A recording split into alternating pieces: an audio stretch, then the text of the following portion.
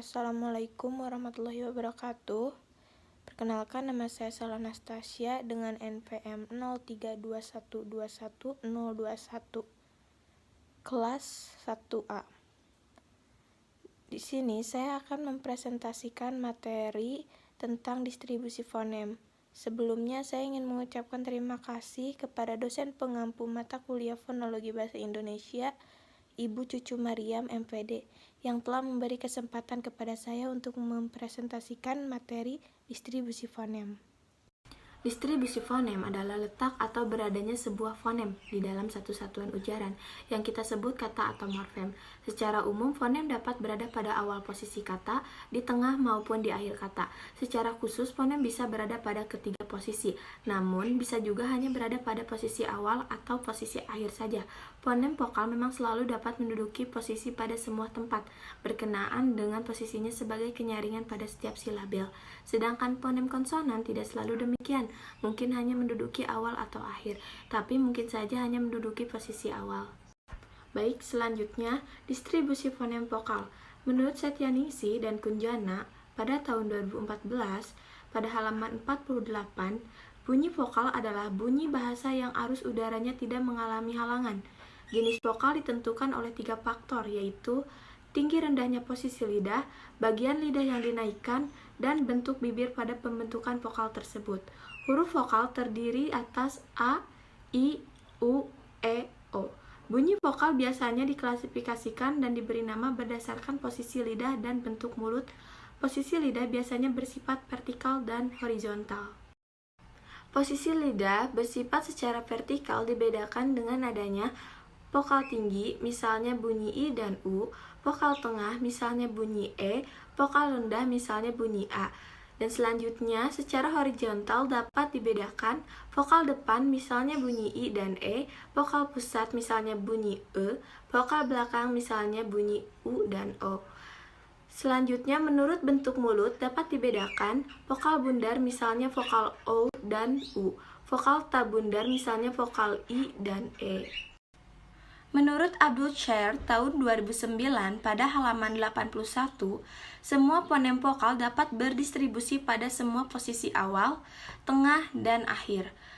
Vokal A dapat menduduki semua posisi, contohnya pada kata Ambon, untuk vokal A-nya berada di bagian depan, dan pada kata niat, untuk vokal A-nya berada di bagian tengah, dan pada kata pena, untuk vokal A-nya berada di bagian akhir. Selanjutnya, vokal I. Vokal I dapat menduduki semua posisi, contohnya pada kata iman, untuk vokal I-nya terdapat di bagian awal, dan pada kata amin, untuk vokal I-nya terdapat di bagian tengah, dan pada kata tari, untuk vokal I-nya terdapat di bagian akhir. Vokal U. Vokal U dapat menduduki semua posisi, contohnya pada kata umpan. Pada kata umpan, vokal U-nya terdapat di bagian awal, dan pada kata rambut, vokal U-nya terdapat di bagian tengah. Dan pada kata buku, vokal U-nya terdapat di bagian akhir. Selanjutnya, vokal E. Vokal E dapat menduduki semua posisi, contohnya pada kata enak. Terdapat vokal E-nya di bagian awal, dan pada kata karet terdapat vokal E-nya di bagian tengah, dan pada kata sate terdapat vokal E-nya di bagian akhir. Yang terakhir, vokal O dapat menduduki semua posisi, contohnya pada kata ombak. Terdapat vokal O di bagian awal, dan pada kata lemon terdapat vokal O di bagian tengah, dan pada kata baso terdapat vokal O di bagian akhir. Selanjutnya, distribusi fonem diptong.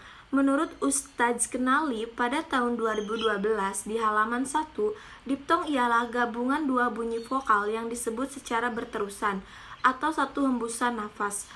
Dalam penghasilannya terdapat ciri geluncuran. Bahasa Melayu mempunyai 3 jenis diptong, yaitu ai, au, dan oi.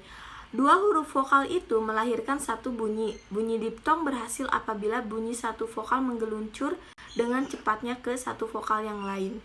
Caranya ialah lidah. Mulanya diletakkan pada keadaan membunyikan satu vokal, kemudian digeluncurkan ke arah menyembunyikan vokal yang lain, lalu menjadi gabungan dua bunyi vokal. Menurut Inggit Angela dan kawan-kawan, pada tahun 2017 di halaman 9, fonem diptong atau vokal rangkap pada umumnya hanya menduduki posisi akhir, kecuali diptong au, yang dapat menduduki posisi awal dan akhir. Seperti pada contoh berikut, diptong au hanya dapat menduduki posisi awal dan akhir. Contohnya berdistribusi pada morfem aula, menjadi aula apabila dilafalkan, dan morfem pulau menjadi pulau apabila dilafalkan. Selanjutnya diptong ai hanya dapat menduduki posisi akhir. Contohnya berdistribusi pada morfem pantai menjadi pantai apabila dilafalkan, dan morfem lantai menjadi lantai apabila dilafalkan. Diptong oi hanya dapat menduduki posisi akhir. Contohnya berdistribusi pada morfem sakoi menjadi sakoi apabila dilafalkan, dan morfem amboi menjadi amboi apabila dilafalkan. Dan yang terakhir diptong ei hanya dapat menduduki posisi akhir. Contohnya berdistribusi pada morfem survei menjadi survei apabila dilafalkan. Selanjutnya distribusi fonem konsonan. Konsonan adalah fonem yang dihasilkan dengan menggerakkan udara keluar dengan rintangan. Dalam hal ini yang dimaksud dengan rintangan adalah terhambatnya udara keluar oleh adanya gerakan atau perubahan posisi artikulator. Terdapat pula istilah huruf konsonan, yaitu huruf-huruf yang tidak dapat berdiri tunggal dan membutuhkan keberadaan huruf vokal untuk menghasilkan bunyi. Huruf konsonan tersebut terdiri atas B, C, D, F, G, H, J, K, L, M, N, P, Q, R, S, T, V, W, X, Y, dan Z. Bunyi-bunyi konsonan biasanya dibedakan berdasarkan 3 patokan, yaitu posisi pita suara, tempat artikulasi, dan cara artikulasi. Berdasarkan tempat artikulasi, yang pertama konsonan bilabial, yaitu konsonan yang dihasilkan dengan mempertemukan kedua belah bibir yang bersama-sama bertindak sebagai artikulator dan titik artikulasi. Bunyi yang dihasilkan ialah P, B, M, dan W. Kedua, konsonan labiodental, yaitu konsonan yang dihasilkan dengan mempertemukan gigi atas sebagai titik artikulasi dan bibir bawah sebagai artikulator. Bunyi yang dihasilkan ialah F dan V. Dan yang ketiga, konsonan apicodental, yaitu konsonan yang dihasilkan dengan ujung lidah yang bertindak sebagai artikulator dan daerah antar gigi sebagai titik artikulasi. Bunyi yang dihasilkan ialah T, D, dan N. Selanjutnya yang keempat, konsonan afico-alveolar, yaitu konsonan yang dihasilkan oleh ujung lidah sebagai artikulator dan lengkung kaki gigi sebagai titik artikulasi. Bunyi yang dihasilkan ialah S, Z, R, L. Dan yang kelima, konsonan palatal atau laminopalatal, yaitu konsonan yang dihasilkan oleh bagian tengah lidah sebagai artikulator dan langit-langit keras sebagai titik artikulasi. Bunyi yang dihasilkan C, J, S, N, dan Y.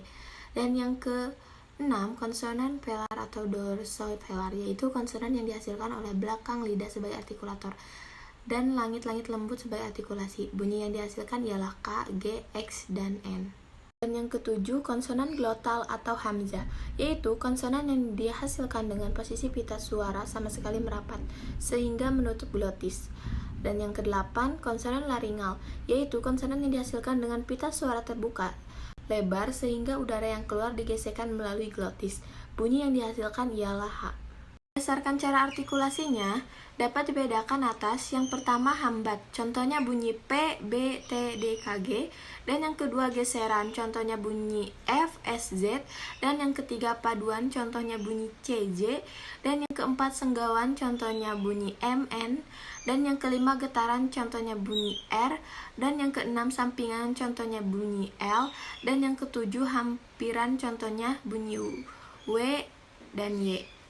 Selanjutnya pembentukan konsonan berdasarkan posisi. Berdasarkan posisi pita suara atau bergetar tidaknya pita suara. Konsonan dapat dibedakan atas konsonan bersuara dan konsonan tak bersuara. Konsonan bersuara yaitu konsonan yang terjadi jika udara yang keluar dari rongga ujaran turut menggetarkan pita suara. Konsonan yang dihasilkan ialah M, B, V, N, D, R, N, J, G, dan R. Sedangkan konsonan tak bersuara yaitu konsonan yang terjadi jika udara yang keluar dari rongga ujaran tidak menggetarkan suara.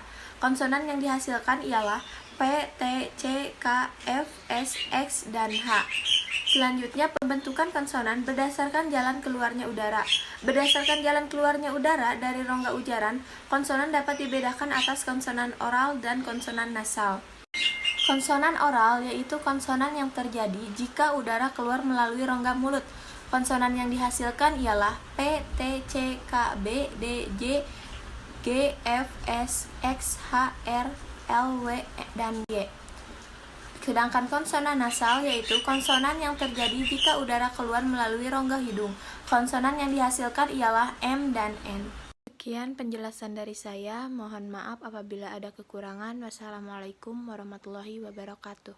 Terima kasih.